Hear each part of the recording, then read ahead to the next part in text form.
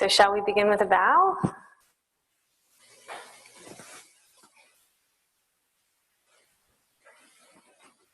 Thank you, everybody, for joining us here at Karmê Chöling for a question and answer.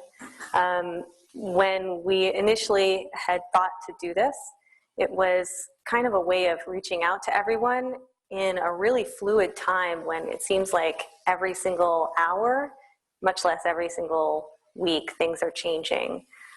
So we wanted to kind of take some time and check in with everybody, kind of let you know what's happening here and what we've been doing to kind of accommodate this new world that we live in. So I'm joined here today, as you can probably see, by a lot of our staff. So not only do we have our staff here presenting, but we're also, some of the people in our audience are the staff. All the people in our audience are the staff here in the shrine room. So right now we're all practicing quarantine. So you might not see us social distancing, but we are here, unless it's a personal preference. We are practicing good social behavior in terms of we're all staying in the same household. And I'll let Andy talk a little bit more about that. So just to give an introduction to the people that are here, we have Andy Benson Kado, our Rusung, and he'll be talking a little bit today about the safety procedures that we've been going through for COVID. I've got Bill Berry, our finance director, as well as our deputy director and head of facilities. But he'll be authoring a finance update. And Marian English, our practice and programs and education director, and she'll be offering some updates on what we're doing on those fronts. And every single person here is going to give a different perspective, a kind of different facet of the jewel that is Karmê Chöling. So we're not necessarily, so for example, Bill's preparation in finance is going to be slightly different than Marian's preparation in programs in terms of how we prepare for the kind of future that's developing and how we can still continue to stay agile and ready for all of the opportunities that can arise. And so also, I'm Betsy Rayla, I'm the director, and it's been a real pleasure to work with everybody as we're kind of figuring this situation out.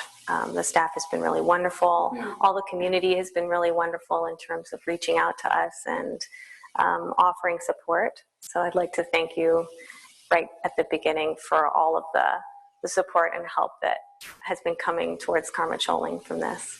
And we're looking forward to supporting you in the future. So without further ado, I will hand it over to Andy Benson, who will tell us a little bit about what we're doing with COVID-19. All right. Hello. So we've taken a number of measures here to protect the community and to mitigate the spread of COVID. The first kind of big move or big decision was to close to all outside visitors to prevent the spread of the virus, which we did. I think it's been 1 month now. And now that's a order from the governor of the state of Vermont, the Stay Home, Stay Safe order, which is in effect until May 15th now. And we're also not legally allowed to provide lodging to any non-residents at this time.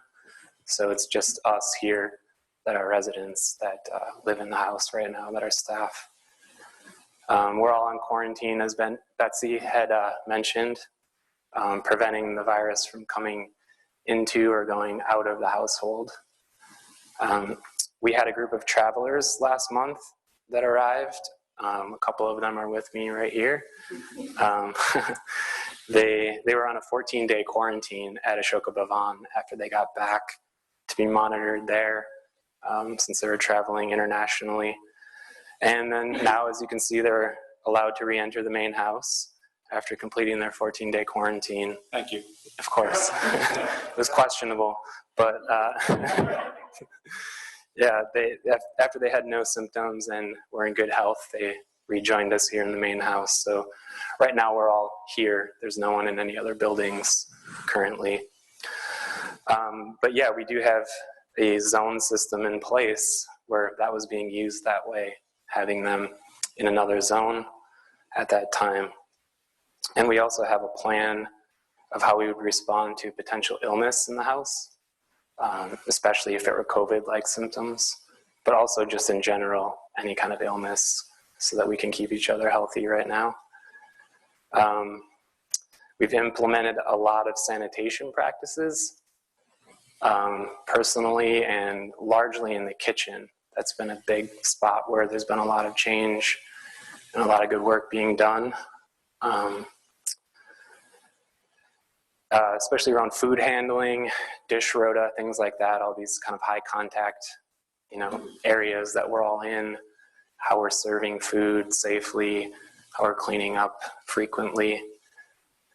Also how we deal with deliveries that are being brought into the house has been a big one we've had to adjust to, and how we take these items inside the house from the outside safely, including mail, food deliveries.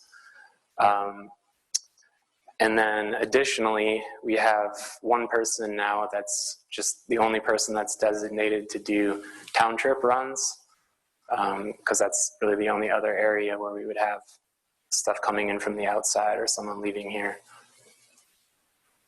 And then, yeah, also just all of us doing our own personal work every day with lots of hand washing, being mindful of surfaces we're touching, our distance, and so forth. So that's kind of the overview from me for right now.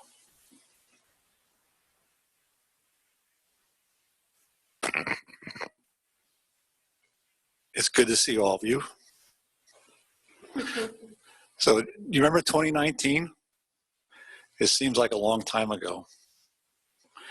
2019, Karmê Chöling had the good fortune of ending with a surplus of almost $250,000 in cash, which has really put us in a good position to deal with our current situation. So as Betsy indicated earlier, I have a little different focus than programs. Programs is trying to get things started as soon as they can, and I'm evaluating the finances to make sure that if things don't start up, we don't run out of money. So I've been doing a number of different projections through the end of the year, and also projections through March of 2021. And with all my projections, I'm assuming that we will not have any programming, that we will start some limited cabin solitary retreats, and that's probably again in November we'll have some in-house retreatants. We also added to our mix, Small Business Administration has a PPP, which is a payroll protection policy that we've applied for and been approved. So we're expecting to get about $78,000 from that. So in my projections, I divide up things in 3 different tiers. Tier 1 cuts, Tier 2, which I'm not going to talk about, and the 3rd one, which is a caretaker model. And in my Tier 1, which we've actually started making some of the cuts already, with general expenses as well as with our bank, who we're working closely with, we've started paying just interest on our mortgage, and we're deferring our principal payments. So Tier 1 cuts about $22,000 from expenses for Karmê Chöling, and I'm sorry, $22,000 per month savings and expenses. So that, in addition to the mortgage, that's cutting our SI transfers. There's $100 I'm going to save with changes with our phone system and the like. So I don't want to go into all those details now, but the bottom line with Tier 1 is that we will end 2020 negative $17,000. So $17,000, $18,000, and we will we'll end March of 2021 with a deficit of about $39,000. So for some of us, that sounds like big money, and it is, but it's well within our capability of responding to. We have a good relationship with our bank. We have a line of credit for $150,000 that they just renewed last week at a reduced interest rate. I took that reduction in interest rate as an indication that they have a lot of confidence in us. And so that'll carry us through. So the last model I want to talk about was a caretaker model, which would basically be, as you can imagine, paring back to just having one or two people here to care for the buildings and the land. And that will save us about $35,000 a month. So I guess I want to step back to tier one. One of the, I guess, some tenets of tier one was that would keep Karmê Chöling in the position where we preserve the ability to easily start up programs. So even though there's some pretty drastic cuts, they're not cuts that would compromise our ability to resume programming. I think that's all I'd want to say now. Okay.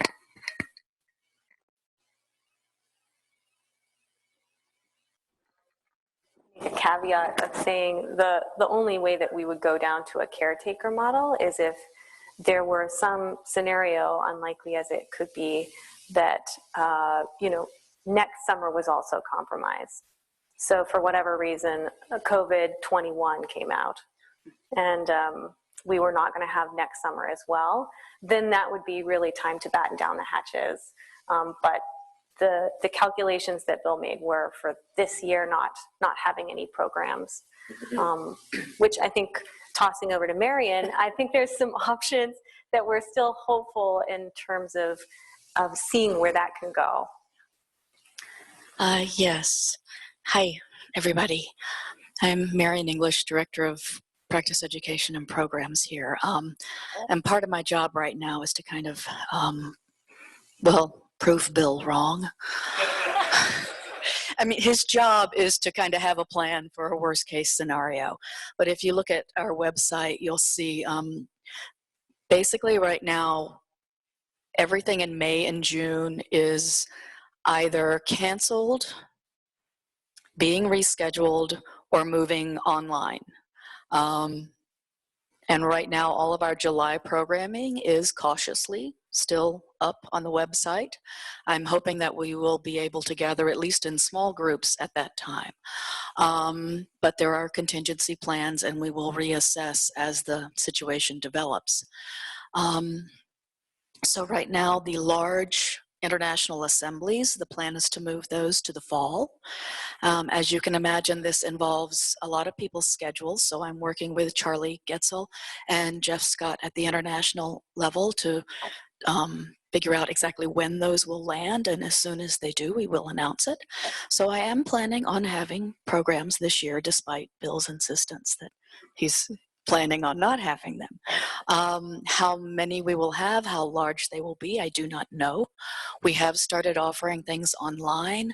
The Sadhana Mahamudra weekend this past weekend went very well. We had 40 people for the entire weekend and about 160 for the feast, which was lovely. We do have several free online offerings for you to join the Karmê Chöling staff at our evening practice. This includes White Tower practice on Tuesday and Thursday evenings, Sadhana Mahamudra at the new moon, and Shambhala Sadhana links go out for our morning practice of the full moon.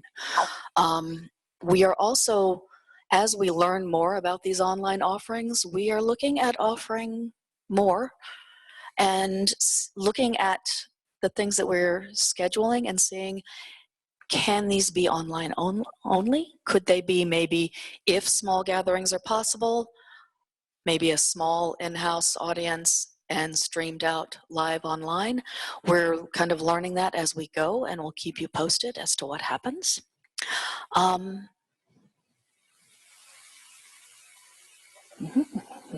Said that. So we will be having a one-day intensive of the Shambhala Ritual Academy. That's the all Sangha version, not just Vajrayana students, on Saturday, May 7th. Mudra Space Awareness on Saturday, May 16th will be a one-day online intensive. And we're looking forward for more opportunities to do that as we move through 2020. And I will get at least some programs up there, Bill. So, and one of the first changes we made was to take our 50th anniversary celebration and move it to September. That's the 18th through the 20th. So we're still looking forward to doing that.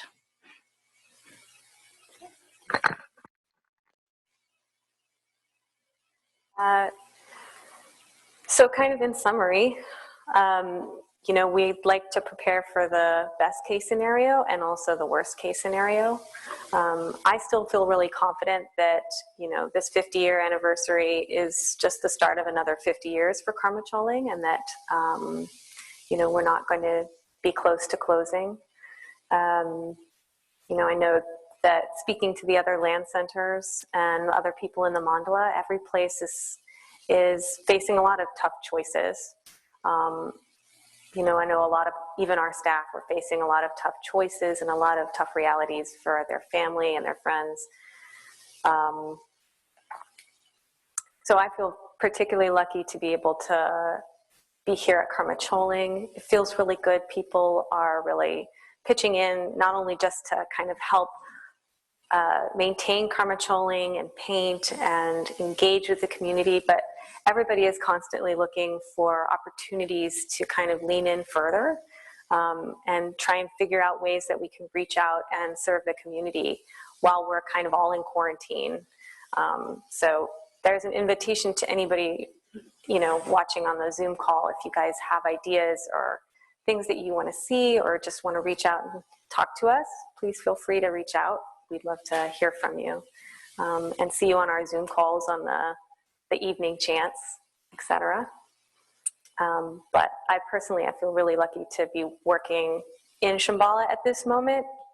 It's a very tenuous time, and I feel like all of the things that we learned here at Karmê Chöling are really coming into focus as something that's so key to kind of re-arising in a way that makes more sanity possible.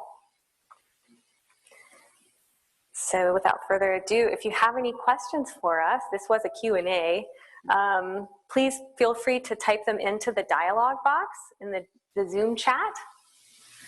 So if anybody has questions for us.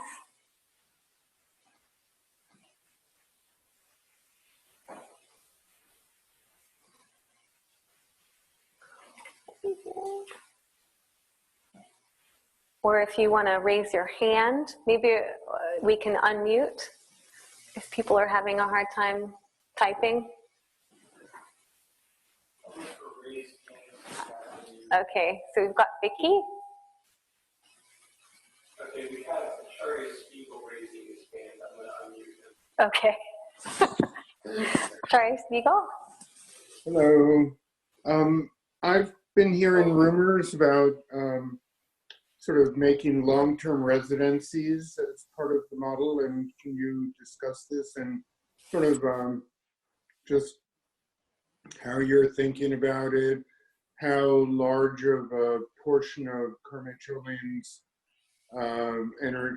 energetic system that might become, or if you have gotten that far. And there have been discussions for only 40 years about retirement communities of some kind that have never manifested as far as I'm aware of, because it's just too much work to create something like that.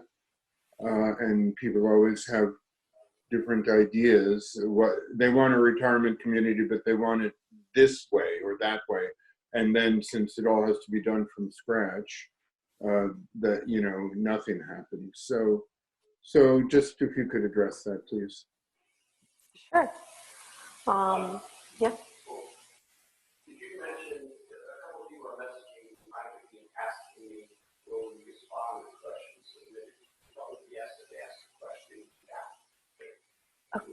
Okay, so there's a little technical thing. If you are asking your question in chat, we will read them out loud and respond. Oh, please send it to the group and not privately to Nick, because I can't see it on my computer. But in response to Acharya Spiegel's idea about a residential model and residential kind of explorations that we're doing, that is something that we've been looking into. And I'm sure it's in the kind of research phase at this point. My husband, Nathan Rella, has been looking into it and speaking with different people in the community. It sounds like he could speak to you too, Acharya Spiegel. But we are curious about, in terms of looking at maybe 30 people living here, possibly year-round, to kind of engage in community, possibly work remotely. We've looked at options of having offices here, or if people are retired, just having more kind of robust community offerings in terms of classes and other things that we do well here at Karmê Chöling. I don't think we would ever go to a purely residential model right now. We still enjoy, and want to be here for the greater Sangha that can only visit. But that is something in terms of, I don't know if people met Donna Williams, who was, Shastri Donna Williams was a resident here. And so we've kind of piloted the idea of having long-term residents. And we're looking to kind of expand as a means of kind of changing Karmê Chöling and kind of widening it to make it more accessible to everybody. I think, and maybe this is just a personal note, the idea of community and living in community is becoming more interesting to people, especially considering the isolation that people are experiencing right now. And part of the work that our Rusung Andy is doing is really kind of laying a foundation for how that can be safe for everyone. So thank you for that question. Stay tuned for more. And if you're interested, please contact me. Yeah. Okay, question on chat from Vicky. Even though it seems that you aren't financially stretched now, is there a sensitive way that KCL could continue to fundraise with a large community to help financially and keep people involved? Kind of bad, that one's for me too. So I'm our development director also. But so we have been talking, actually, we're collaborating with all of the land centers. I was just on a call on Friday with how we can kind of sensitively ask for the support of the community so that resources like Karmê Chöling and Shambhala Mountain Center and Dorje Dunmaling and Dechen Chöling can all be around for future generations to enjoy. So we're all working together to kind of fundraise. And we'll be sending out an appeal letter sometime next week. I have been planning to do some calls, not just to fundraise, but also just to see how people are doing and kind of reach out so that we stay in contact with people and see what could be helpful. But yeah, I think one thing that we have been looking at is how we can fundraise in this kind of atmosphere, because a hard ask, as I think you're kind of pointing to, would be pretty distasteful when so many people are in need. But yeah, I think membership is such a key pivotal thing right now in terms of us continuing to be able to respond and know how much money is coming in each month. Because right now our only income is some small amount from the online classes and monthly donations. So more than ever, those monthly donations are absolutely pivotal. And this one is from Patricia Anderson. Will you respond to the question? Oh, yes, we will respond to the questions. What will be the criteria by which you will decide to move forward with a live meeting? Governor Scott or something else? Shall I?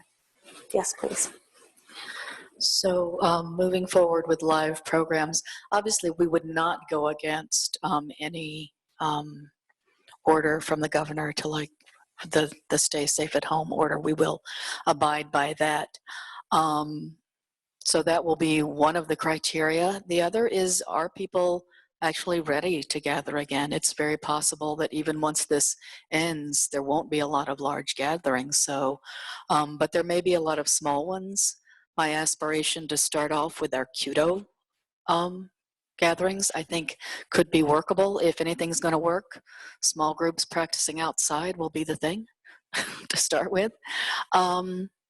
So do I have a hard and fast checklist? Do we have a hard and fast checklist? No, other than we will abide by any state ordered orders, and see if people are ready to come to Karmê Chöling and gather together and go from there.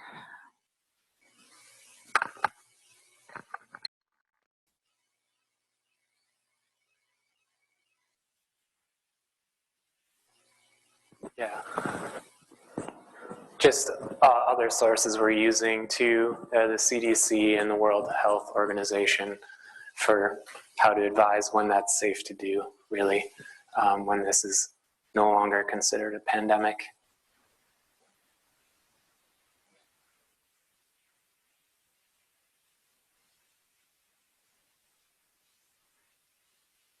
Currently, it's 18, right? 14? Our current monthly donations are about $14,000 a month.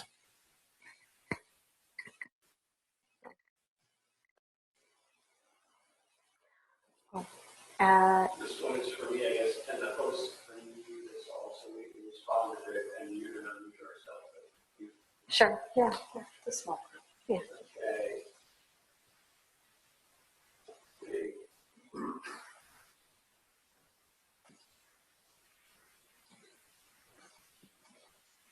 So Could you tell them I've changed the permission so they can unmute? So you can unmute yourself if you have a question now.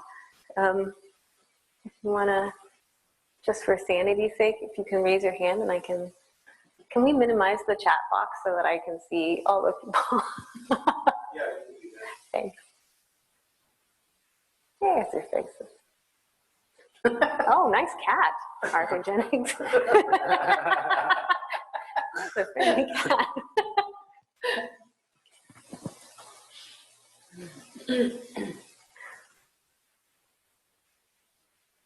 Are there any other questions? Or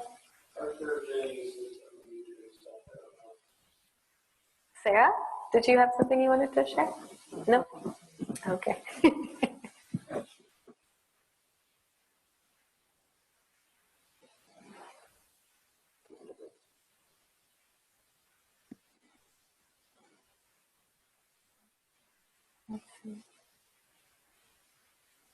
Does anybody here have, do any of the KCL staff have questions they want to ask?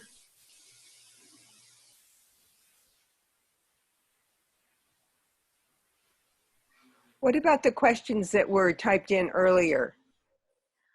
I think we went through them all. Did you have a follow-up or? No, not typed in, but sent in. Remember? Sent in. Survey. Yes, we tried to answer those in our in our presentations. If we missed one, Patricia? Yes, well, what about the idea of creating a product that could be marketed through online sales? Mm-hmm. We have, last Tuesday, I think, we had kind of an income generation idea fest, for lack of a better word. And one of the ideas was, can we make food and offer food to the local Sangha? Since we have a premier 2 Michelin star chef here. And we've thought about hot sauce and other things like that. There's momos that he could make. So That's for dinner tonight. that's for dinner tonight. Yeah, so we have thought about kind of other ways of utilizing the resources that we have here. And so we're kind of still, each staff member that has kind of an idea. So for example, Jason has taken on the kitchen piece, and he's been speaking with the local community and schools to see where we could plug in, not only just to, you know, add revenue, but also to be helpful to our community. So that's one thing that we've explored. What were some other ideas that you guys remember? Mask making, but not for revenue Oh yeah, we are making masks. Excellent. Like What about something like making orioke tables, Oh, okay.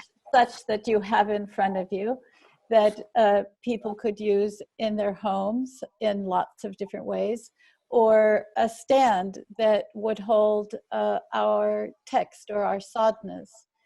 Yeah. Or, you know, something that even could be made from wood that's harvested from the land, or something that's been torn down that the wood could be reutilized, that would actually be of interest to people to use in their homes and be sold on Karmê Chöling's website, or through Samadhi, or on Etsy, etc. Yeah.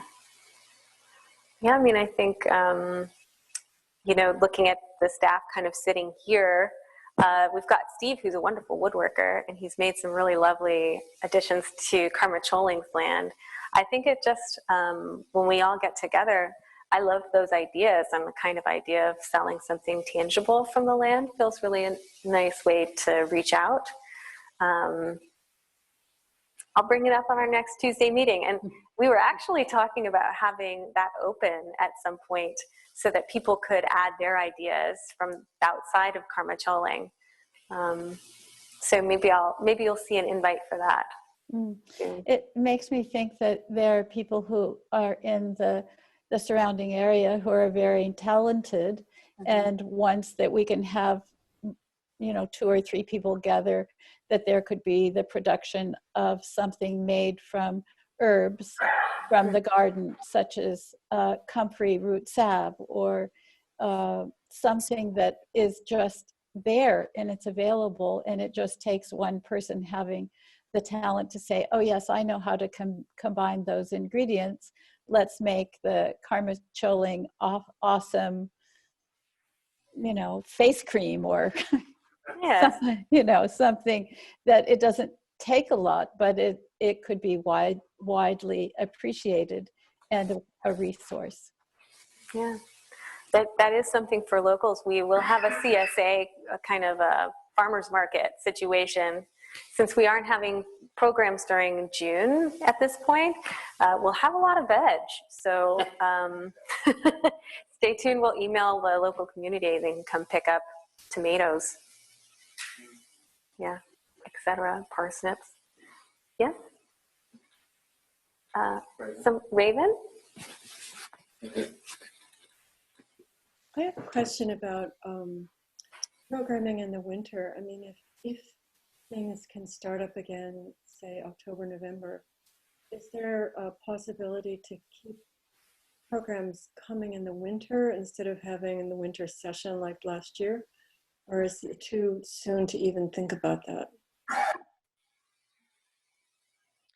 Well, I will say that we're obviously looking at going further into the winter than we had.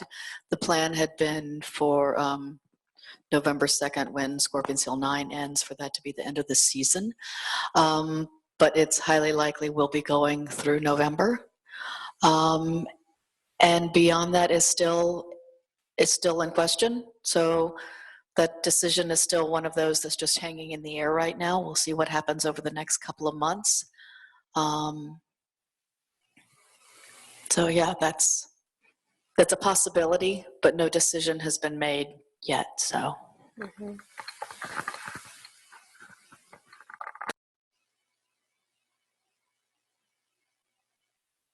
Vicki?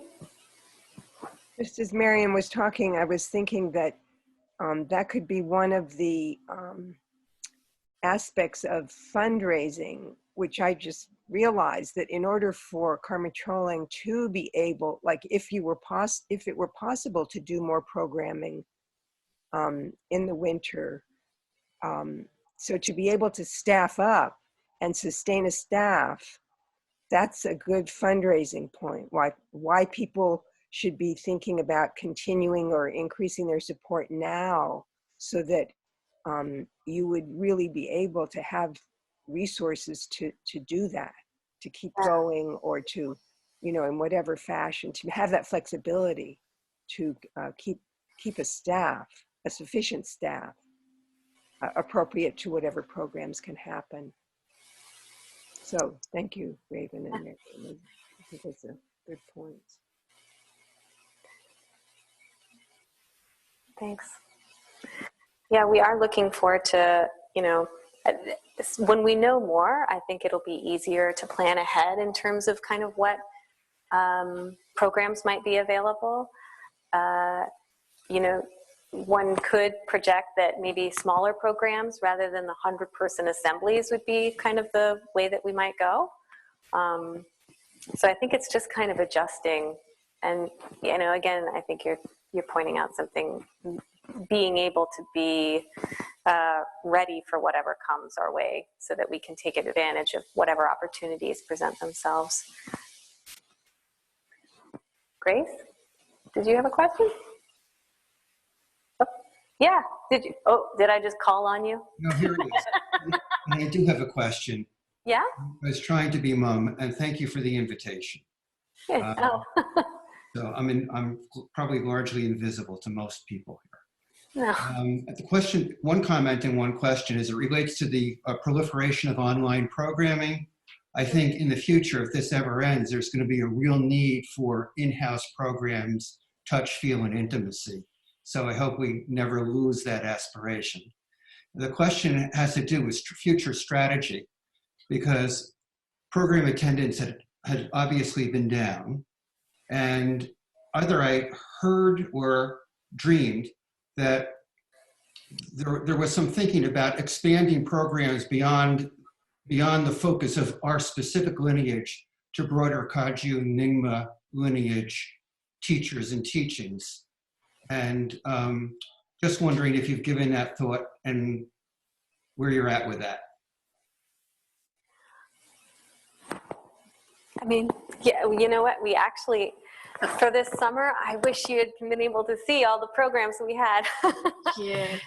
So, well, we had lined up Anam Tobten and Changling Rinpoche for this summer, and both of whom had to cancel for virus reasons. We do have Khenpo Gawang still scheduled for October, and we are hoping to get Changling Rinpoche back next summer. So we are opening out. We want to include the full scope of the lineage, including these Kagyu and Nyingma masters. So yes, we are, but it does take, most of them don't schedule on short term. I mean, the fact that we even flirted with getting those people on such short notice was really kind of amazing. And we're still talking about getting them back for 2021. So yes, we are looking to do that, but it does take a little time and planning, so. yeah. So I appreciate that, and I'll just finish. But the fact, those are wonderful teachers, and the fact that you're even open to this, I personally think it will be beneficial long term. There's something in the chat box. Oh, is it? Oh, okay. The cat.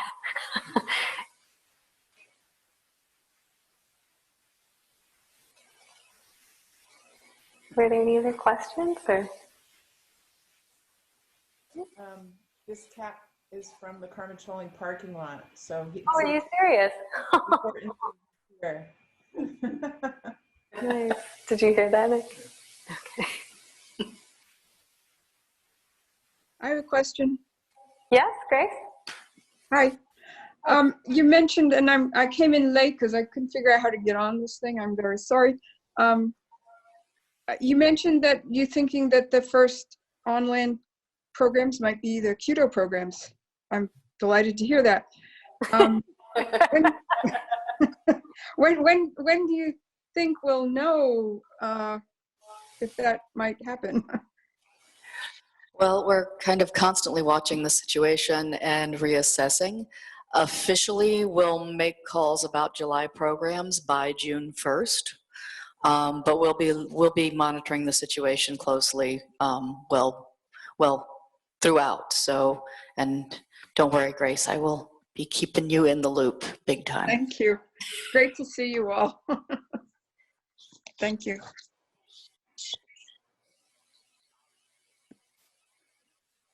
You could adopt an expression that some of us remember well in a high pitch saying, "Your guess is as good as mine." Yeah. Yeah. We will be announcing, I think, for the July programs, we will have a date of June 1st to be able to tell everybody if those July programs will be going forward. And for, going forward, we'll give a month's advance notice for at least for each of the programs. And again, that's also with the hope that they'll transform into online programs if it's not possible to have them in person. Oh, you've got a cat too, Grace. Sorry. Are there any other questions?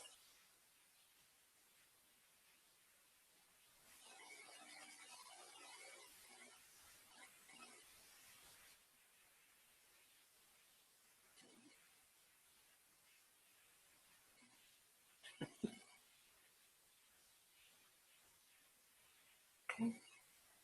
Any questions from the audience here? When you're considering residencies here, different kinds, is a co-housing being considered, or is that not a possibility? So there was a question about if co-housing was being considered. So my understanding of co-housing is that houses are built on the land that are in addition to Karmê Chöling's current buildings. So, for example, you could contract with us and build your own house in the upper meadow somewhere, for example.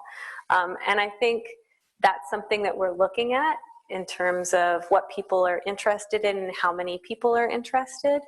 The lowest hanging fruit right now is to use the current housing that we have. And I think it's a kind of, I think it'll take us kind of pulling the community together and really seeing what they want. Because, part of this is Karmê Chöling would like to create a community here and to serve the community that we have in the best way that we can.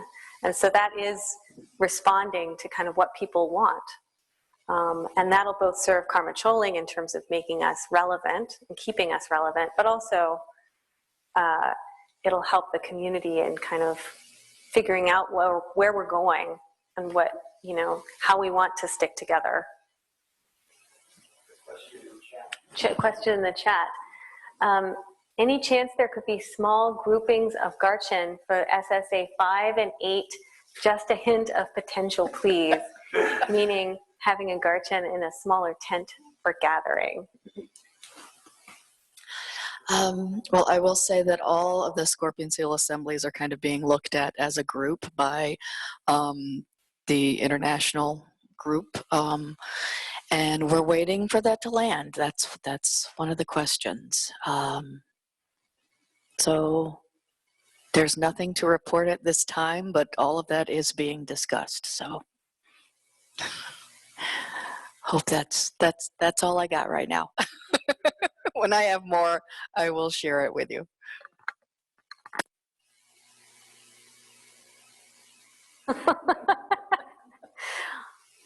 I wonder what Trungpa Rinpoche would think about this situation that we currently are finding ourselves in. I think he might laugh. Chaos is good news, yeah. A lot of good news. So are there any other questions? sorry, can you hear me? Jerry, I can hear you barely. It's Joan. Joan, oh, I'm sorry. It's okay. I can't figure out how to raise my hand or do anything on this. So I'm sorry to interrupt. But I agree with Craig that we need to open up because I think we've lost many people over the years because of closing. Joan, your microphone is on your ear. Your microphone is pointed up. Oh. There, thank you, Eric. I agree completely with, now all I can see is Eric. Wait a minute. Anyway, whatever. I agree completely with Craig that we need to reopen up because we've lost many, many people because of closing down. And I'm also interested in SSA 6, which Patricia didn't mention. And now I would like to manage to get to the whole screen, which I have no idea how to do. Oh, there you go. Okay. Yeah. So that's not exactly a question, I guess, but it is some thoughts. Yeah. No, you know, ideally we're here to serve the Sangha, and you know that could be, you know, we're interested in having Shambhala programs here, programs with Rinpoche in the future, and other teachers. I think the Sangha is very diverse, and it's all about you know, the purpose of this place, the foundation of this place was to study the Dharma and allow that to be something that people can engage in. Yes, and when the Vijayadhara was alive, we had many teachers. Yeah. Going back to way, way, way, way, way back. Yeah. All of them. And we don't have to be afraid of anybody's teachings. I think there's plenty of riches that we can all experience. You know, and the Shambhala lineage is the seat of the Shambhala teachings. But that umbrella can encompass a lot, and we can hold a lot within here, within this place. And we have had wonderful teachers here. Part of the 50th anniversary has been looking at all of the wonderful teachers that have come here, Jamgon Control, Khenpo Tsultrim Gyamtso. And so I think you'll be seeing some online stuff from us in terms of kind of being able to bring those things from the archives out for everybody to enjoy in the celebration of the 50th anniversary. But I think in that spirit, I think we do look forward to having lots of different teachers here, including, you know, the Shambhala teachers here. Thank you. Sure.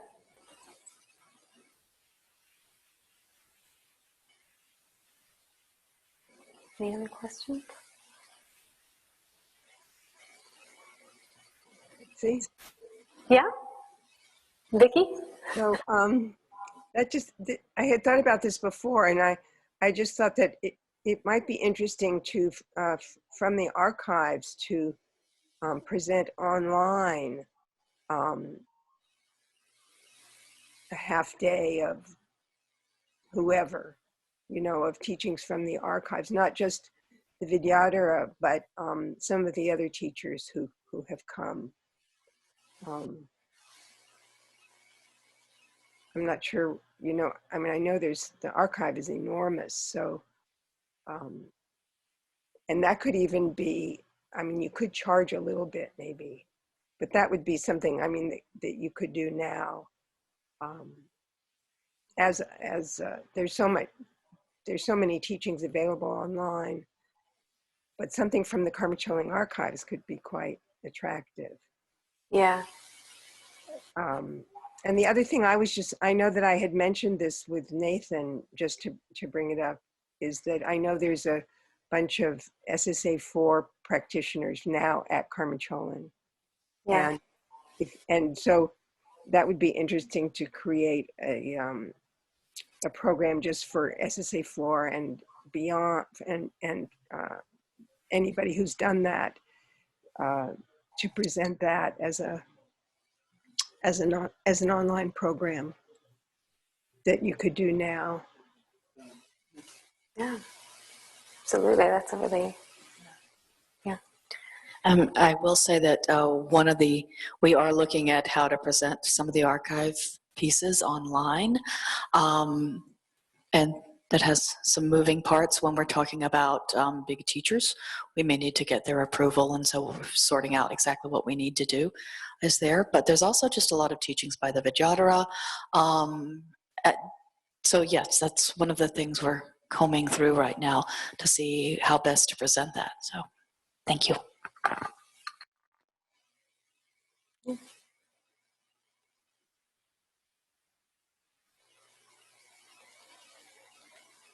Are there any other questions?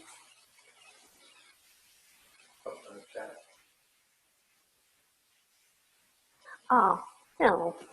Thanks, Ella. We have so much history. So Ella Reznikova says, thank you so much for your bravery, Linda, and generosity. Stay safe and healthy at KCL. Thank you, Ella.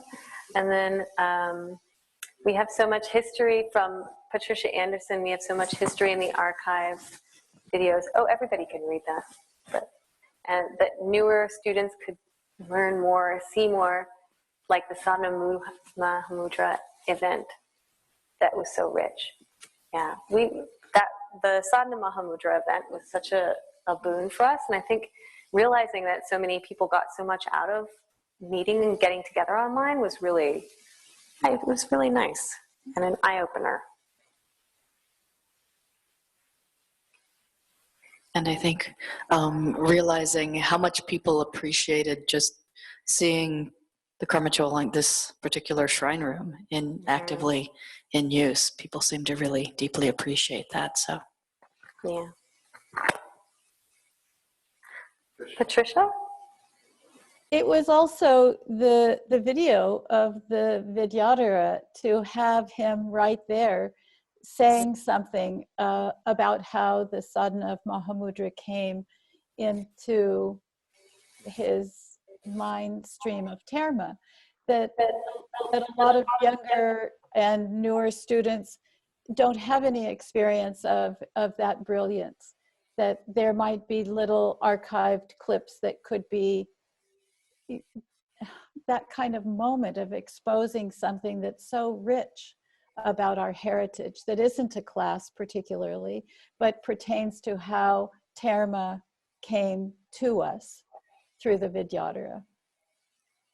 I even think about the jaws of the lion, that there are maps, and there are all kinds of things that came out of that that journey to produce that book, that people don't know how it was for the Vidyadhara to come across the Himalayas. That something like that could be so informative, and as Vicky said, even if it's just $10 or $5 to jump online and watch something like that, could be really rich and informative. You know what else? A million years ago, the Sakyong actually did a Sadhana Mahamudra Abhisheka. Oh. I know that because I co-coordinated it with Herb Elsky. And I'm wondering if any of that could be showed is online, because that was pretty incredible. People showed up for that hadn't been around for years. That might be something to look into if we're talking Sadhana Mahamudra. Oh, okay. So I'm getting the nod from our archive specialist, JT Buck, and he says he's seen it. So. Oh, really? Huh?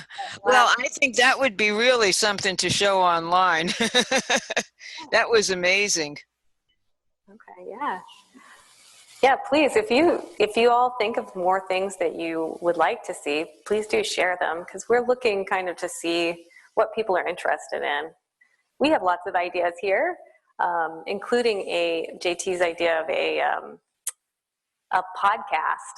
So, I think this is one of the nice things about this time there's been such a beautiful open space that we can throw all of our ideas into, and so much of a larger quantity of space in which to have things arise without, being able to go to restaurants and things.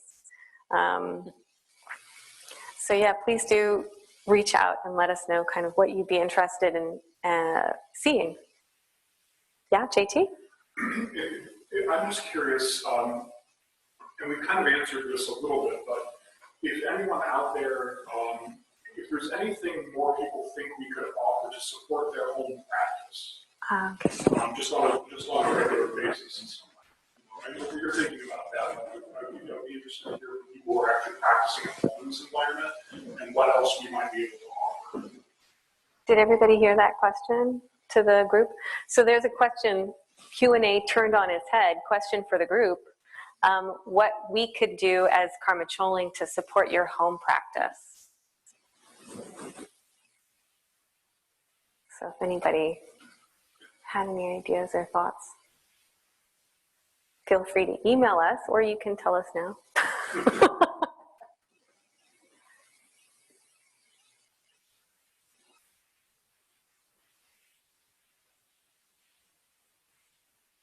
Okay. Well, if anything arises, please do let us know. I think this is such a new situation that we can afford to be a little, I guess, creative. Yeah, that's a nice word for it. Let's jump out on a limb. So thank you guys all for coming today. I appreciate that you all took time out of your Sunday to come and join us.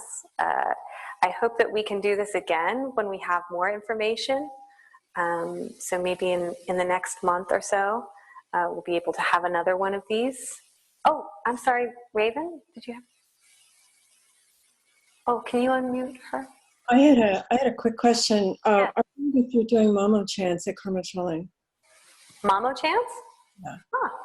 Are you? No? We haven't been doing Mamo chants, but we have been doing evening chants, protector chants. I have heard that. I read a thing by Lou Weingrad, who's in China now. I mean, I think he's in Boulder too, but he's in China. Do you know him? He started the Sormang Foundation in Sormang. It's a health thing. Anyway, he said that the people at Sormang, and one of them was the new Trungpa Rinpoche, suggested that we do Mamo chants.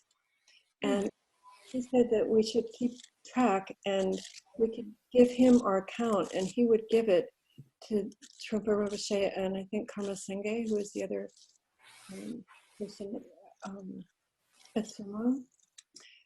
So I just wondered if you were doing it. I know Zonzar Kensei's students are also doing it and keeping count. So just a question. Oh, I'm cool. doing it every night for 45 minutes. Yeah. Yeah, I think that's something that our practice and education person might explore. Yeah, we will definitely look into that. I've also been looking at maybe adding some extra protector chants. Maybe that's the way to go, but we will definitely look into that. Yeah, I was told also that I think it was Zangsa Kensei, as Raven said. I think we discussed this, Raven, that Zangsa Kensei has told his students to do them. It wasn't even a suggestion. That's what they should be practicing now. And to count them, yes. Well, that's a good thing to think of. I think also the Vajrakalaya that we also do during Mamo chants has been recommended by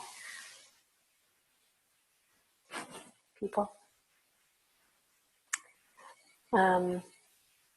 Well, thank you all again so much for joining us today. I appreciate you being here, and I hope that next time that we have one of these, you'll be able to be here in person as well as maybe on Zoom, but please do, everyone stay safe and healthy and be in touch. Thank you so much for coming.